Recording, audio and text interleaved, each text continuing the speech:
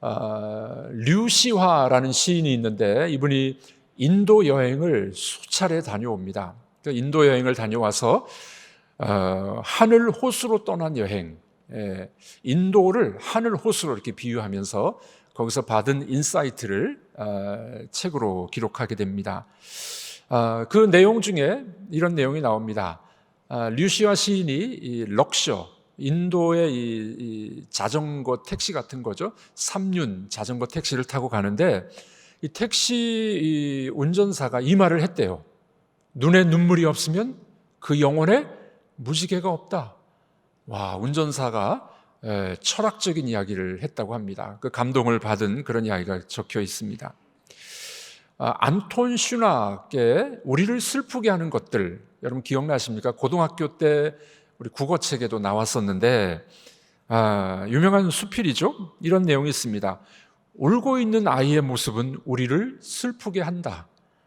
정원 한 모퉁이에서 발견된 작은 새 시체 위에 초가을의 따사로운 햇빛이 떨어졌을 때 대체로 가을은 우리를 슬프게 한다. 우리를 슬프게 하는 것들에 대한 노래를 부르고 있습니다. 그러다가 이 안톤 슈낙은 이 마지막 부분에 이런 이야기를 적고 있습니다. 숱한 세월이 흐른 뒤에 문득 발견된 돌아가신 아버지의 편지에는 이런 사연이 있었다. 사랑하는 아들아, 너의 소행이 내게 얼마나 많은 불면의 밤을 가져오게 했는지 모른다. 대체 나의 소행이란 무엇이었던가? 하나의 치기 어린 장난, 아니면 거짓말, 아니면 연애 사건이었을까? 이제는 그 숱한 허물들도 기억에서 사라지고 없는데, 하지만 그때 아버지는 그로 인해 애를 태우셨을 것이다. 돌아가신 아버지의 일기장에서 이걸 발견을 했어요. 이 아들의 이 잘못된 모습을 보면서 숱한 날을 불면의 밤을 보내셨던 아버지, 그 회상하면서 우리를 슬프게 하는 것들이다, 이렇게 수필을 적고 있습니다. 우리나라 작가 중에도 유명한 분이 있는데 여러분 읽어보셨는지 모르겠습니다. 강아지 똥 그리고 몽실 언니라는 동화를 지은 권정생 선생입니다. 이분은 일제시대 때 예수 그리스도를 영접합니다. 교회에서 종치기 역할을 해요. 그러면서 이제 그가 이제 신앙적인 수필과 동화를 쓰게 되는데 좀 감동적입니다. 여러분 한번 몽실 언니 뭐 이런 것도 읽어보셔도 좋겠습니다. 여기 보면은 이 권정생 선생님의 단편 동화 중에 하나님의 눈물이라는 책이 있습니다. 주인공은 털 색깔이 노란 도리 토끼입니다. 이 도리 토끼가 배가 고파서 초원을 헤매고 있다가 풀을 발견을 해요. 풀이 풀묵꽃 풀입니다. 풀묵꽃 풀을 발견합니다. 배가 고프니까 이 토끼가 이제 풀을 먹으려고 하다가 풀에게 물어보는 거예요.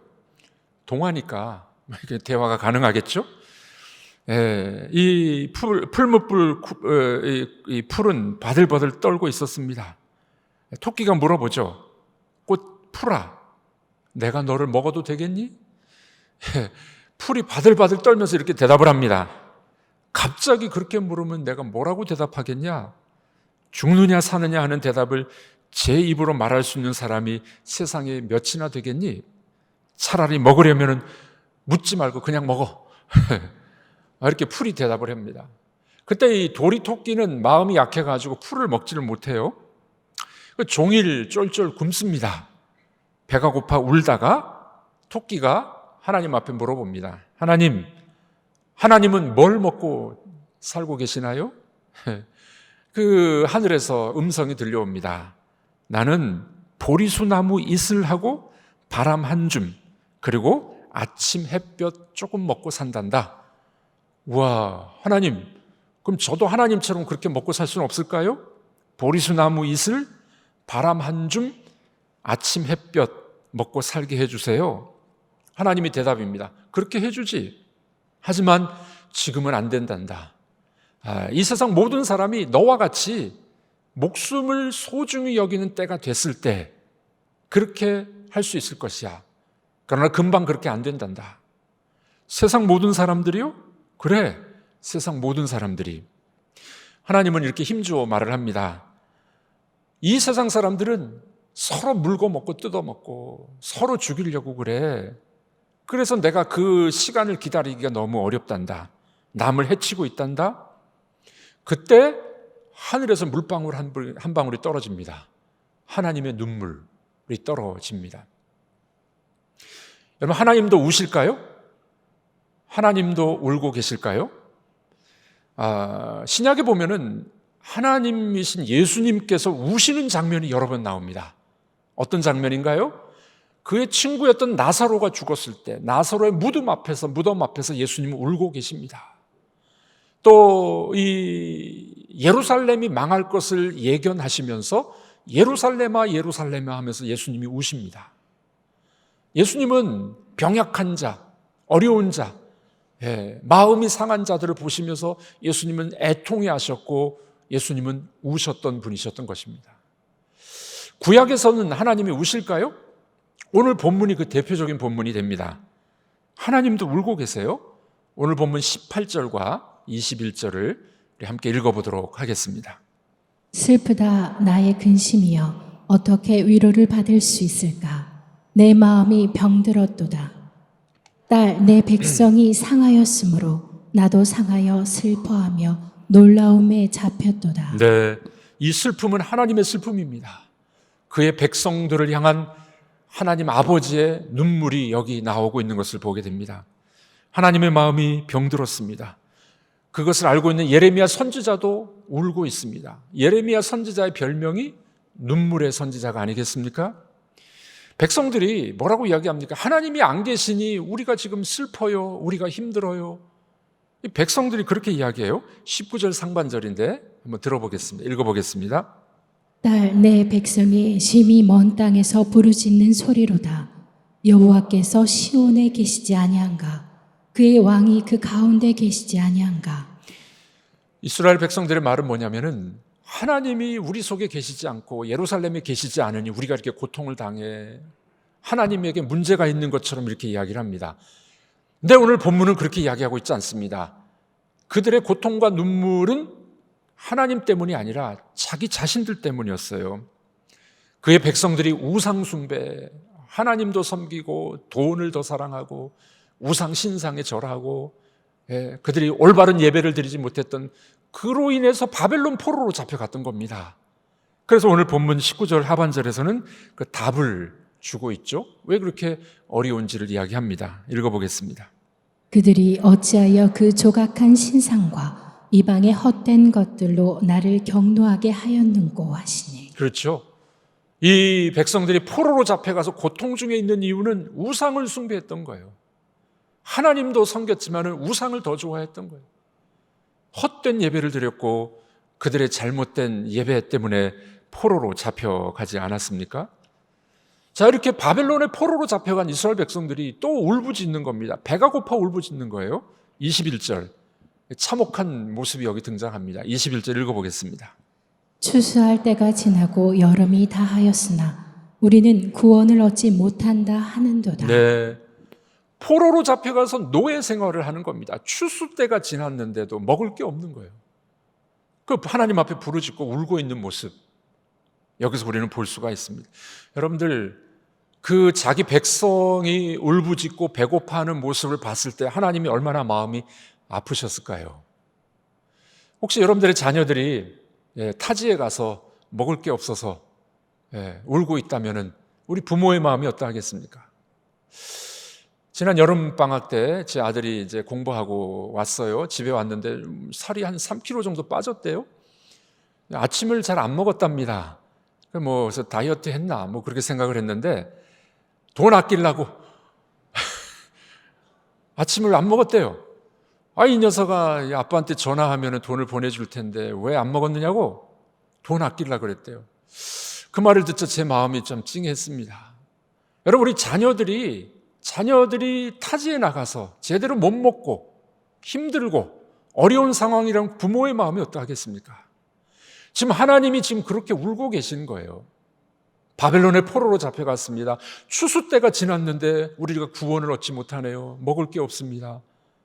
하나님의 마음이 아프고 눈물 흘리는 모습을 오늘 본문에서 우리는 볼 수가 있습니다. 자, 여기에서 하나님의 마음을 읽었던 예레미야 선지자는 예레미야도 울어요. 선지자도 울어요. 22절 말씀 읽어보겠습니다.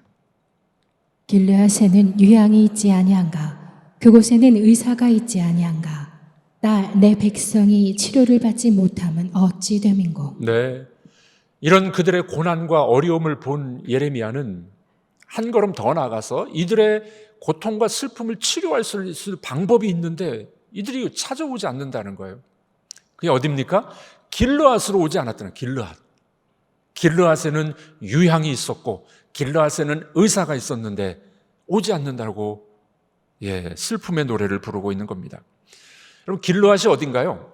길르앗은 요단강 동편에 있는 땅입니다.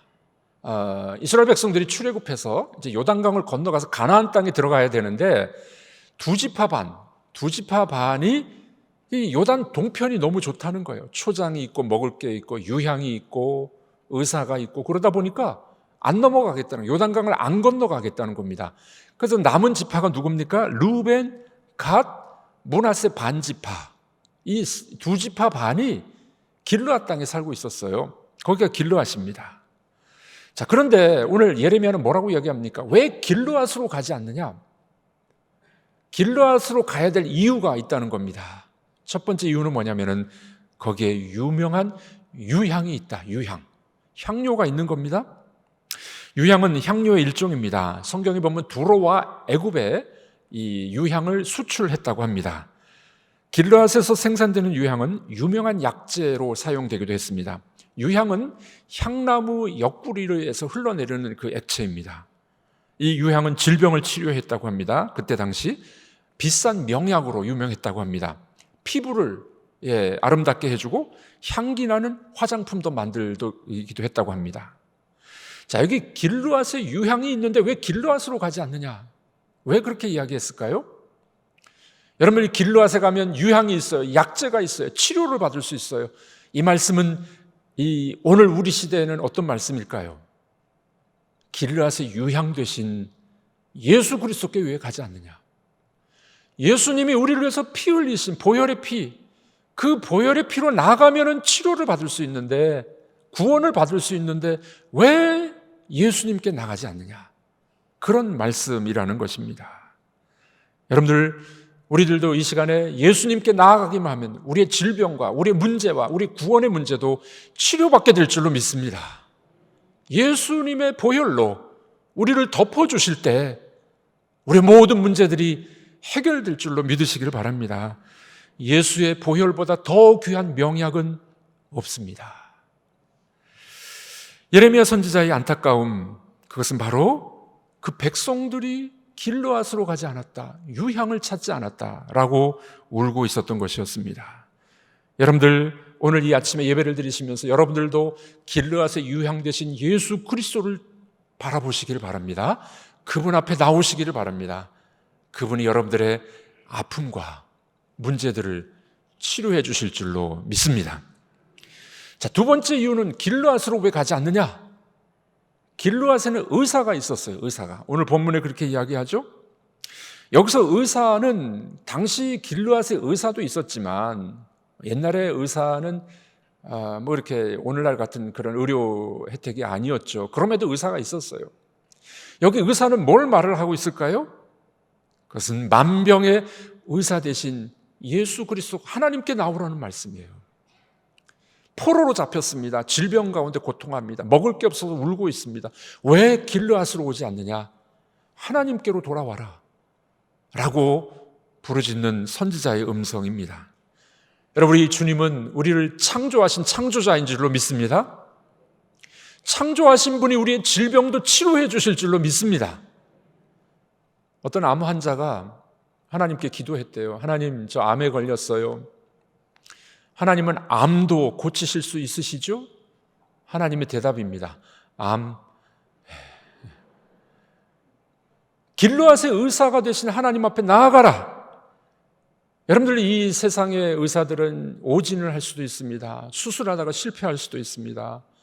그러나 만병의 의사 되신 하나님 앞에 나와라. 하나님이 우리의 질병과 아픔을 치료해 줄 거야. 그렇게 예레미야는 지금 노래를 부르고 있는 것입니다. 여러분들이 얼마나 많은 고통과 어려움이 있으십니까? 마음의 질병이 있는 분들, 공황장애로, 우울증으로, 사업의 실패로, 요즘 40대, 50대 남자들의 자살률이 제일 높대요. 제일 큰 이유가 뭡니까? 돈 때문에 그래, 돈 때문에. 돈을 최고의 가치로 놓으면은, 돈을 못 벌면은 사람이 죽어버려요. 우리 삶의 최고의 가치가 돈이 아니기를 바랍니다. 우리 삶의 최고의 가치는 예수 그리스도가 되시고, 여러분들의 가정이 되시고, 여러분들의 자녀가 되기를 바랍니다. 여러분들의 많은 질병과 고통과 마음의 문제들을 가지고 길르앗의 의사 되신 예수님께 나아가기를 바랍니다. 그분이 치료하시고 만져주실 줄로 믿습니다. 여러분들의 병이 있으십니까? 죄책감이 있으십니까? 길르앗의 의사 되신 주님께로 나아가는 여러분들이 되기를 주의 이름으로 축복합니다. 자, 오늘 본문에서는 하나님이 울고 계시고 예레미야가 울고 있었어요. 왜냐하면 백성들이 포로입니다. 질병 가운데 있습니다. 먹을 것이 없었습니다. 울고 있었어요. 왜 길르앗으로 가지 않느냐? 이 말씀을 우리가 어떤 교훈으로 받을 수가 있을까요? 두 가지 교훈을 우리가 받았으면 좋겠습니다. 첫 번째로, 우리 성도들도 하나님처럼 긍휼의 마음을 품으셨으면 좋겠습니다.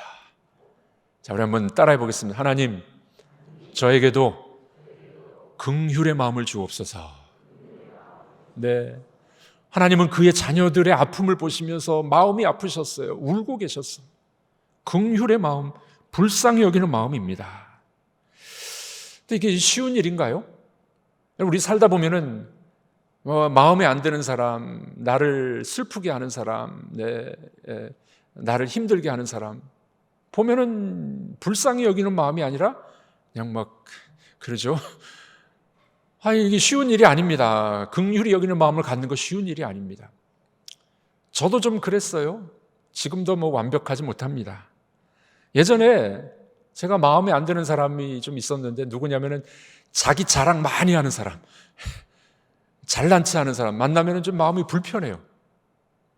근데 제가 성경을 공부하면서 깨달았습니다.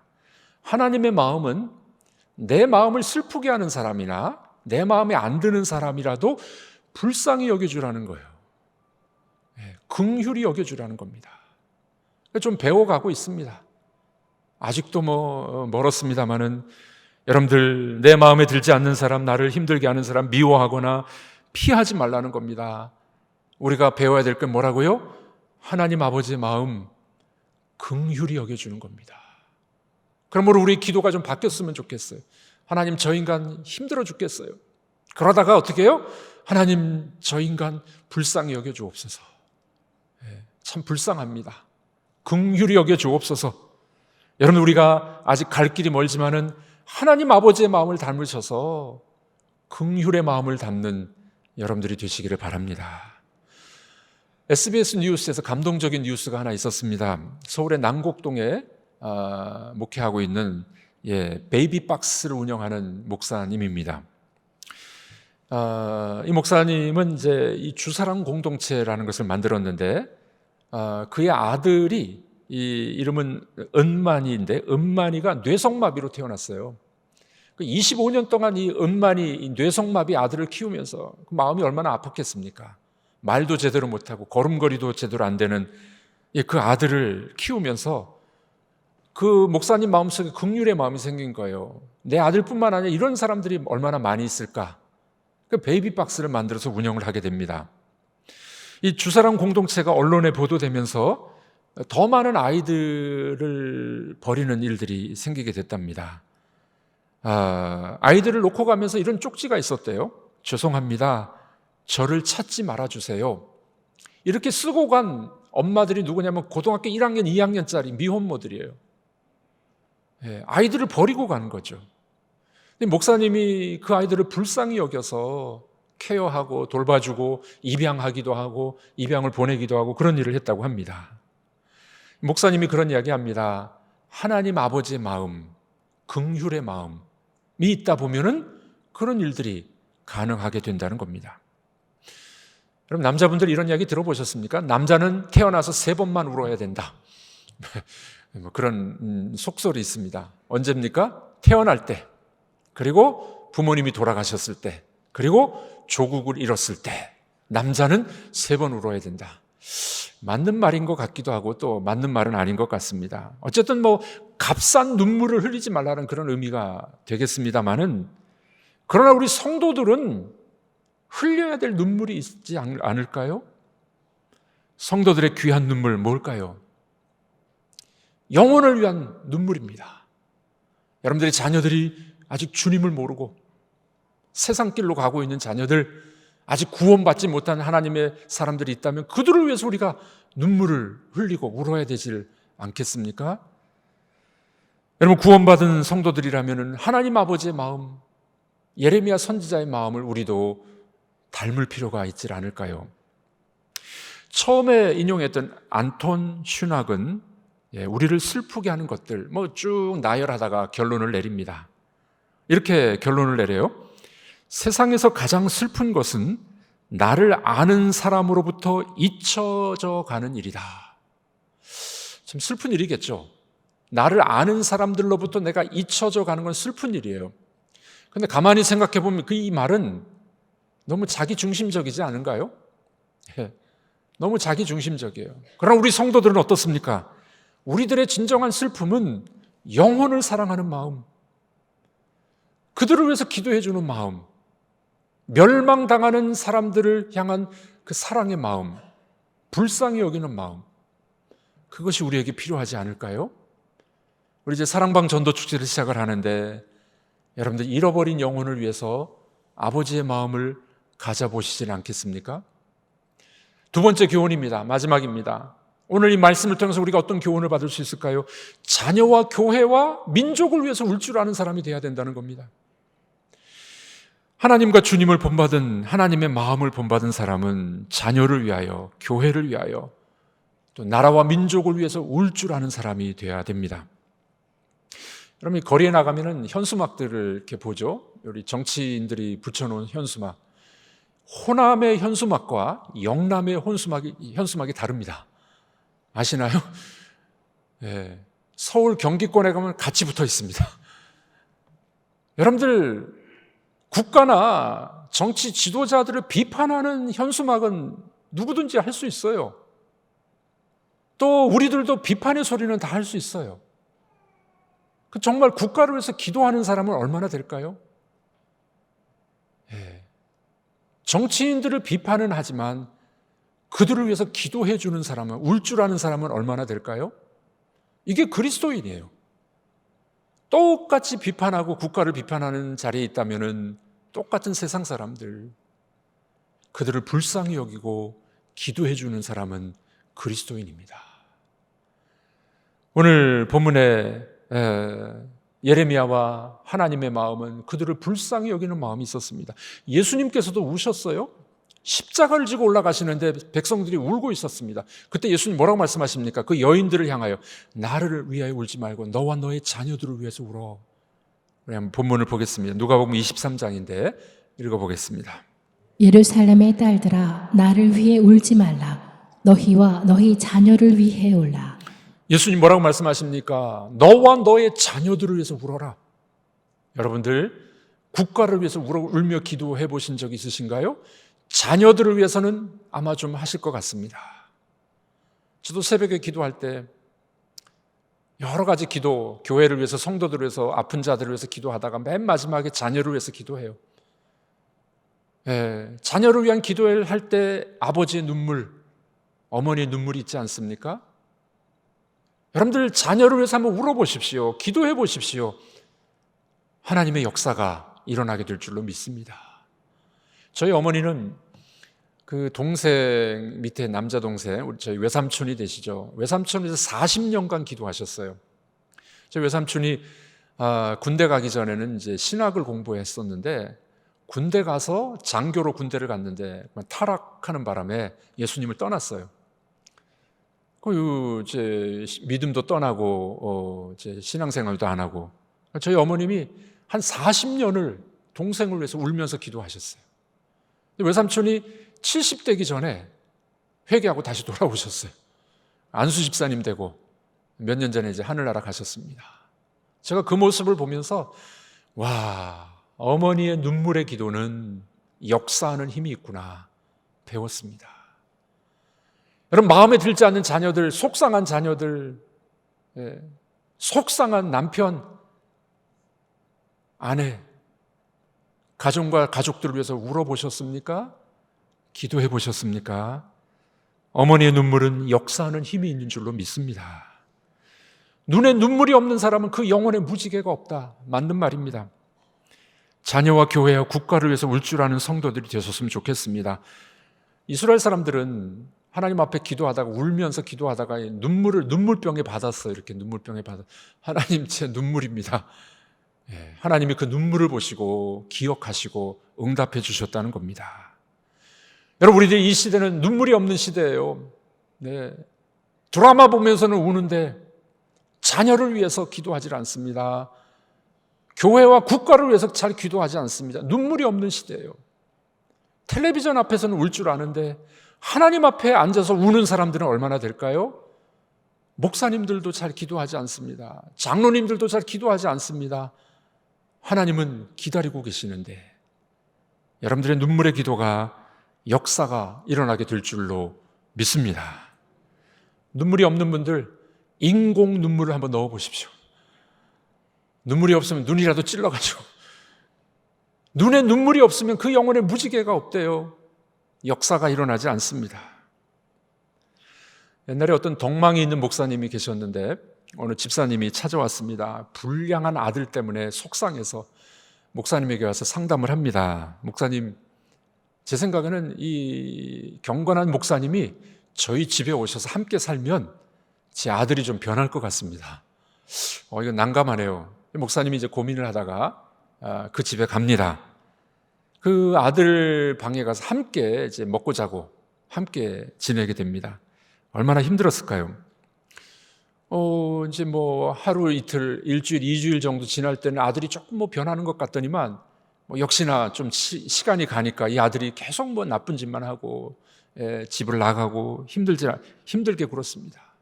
근데 목사님이 한 2달이 지났는데도 아무 이야기를 안 하는 거예요. 이 불량한 아들에게. 아빠도 좀 마음에 이상한 의심이 있었습니다. 목사님이 도대체 무관심하나 왜 그러시나. 약속한 3개월이 지났습니다. 네, 이제 목사님이 집을 떠나서 사택으로 돌아가야 할 시간. 이 불량한 아들이 목사님 가는데 인사라도 해야지 싶어서 그날은 집을 나가지 않았다고 합니다.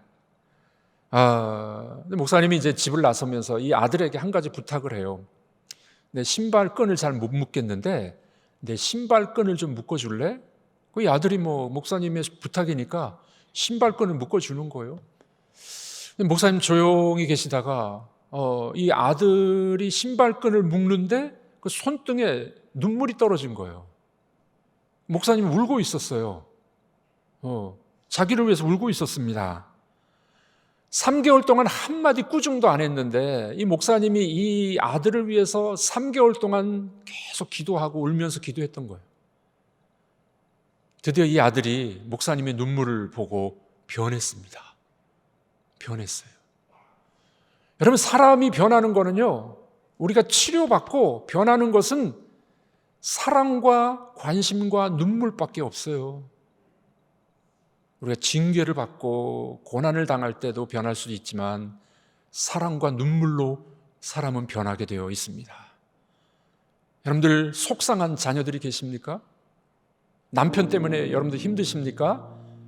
어려운 일들이 있으십니까? 하나님 앞에 울어보십시오. 기도해 보십시오.